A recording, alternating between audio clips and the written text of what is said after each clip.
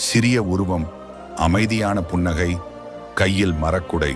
மகாபலி தனது உயர்ந்த மனப்பான்மையால் அவரை அன்புடன் வரவேற்றார். எதை வேண்டுகிறாய் என்று கேட்டார். வாமனன் சொன்னார், என் பாதங்களால் அளவிடப்படும் 3 அடிகள் நிலம் வேண்டும். மிகச் சிறிய வேண்டுகோளாக நினைத்து மகாபலி உடனே ஒப்புக்கொண்டார். குரு சுக்ராச்சாரியார் எச்சரித்தும் அவர் தனது முடிவை மாற்றவில்லை. அடுத்த கணமே வாமனன் திரிவிக்ரமனாக மாறினார். பிரம்மாண்டமான வடிவம். முதல் அடியால் பூமியை அளந்தார்.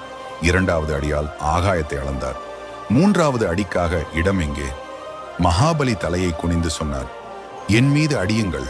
அவர் வீழ்ந்ததில்லை, அவர் உயர்ந்தார். அந்த பணிவும் பக்தியும் விஷ்ணுவின் மனதை கவர்ந்தது. தண்டனை கொடுக்காமல் விஷ்ணு அவருக்கு ஆசீர்வாதம் அளித்தார். சுதல லோகத்தில் நீ அரசாளு. வருடத்திற்கு ஒரு முறை உன் மக்கள் வாழும் பூமிக்கு திரும்பலாம் என்றார். அந்த நாளே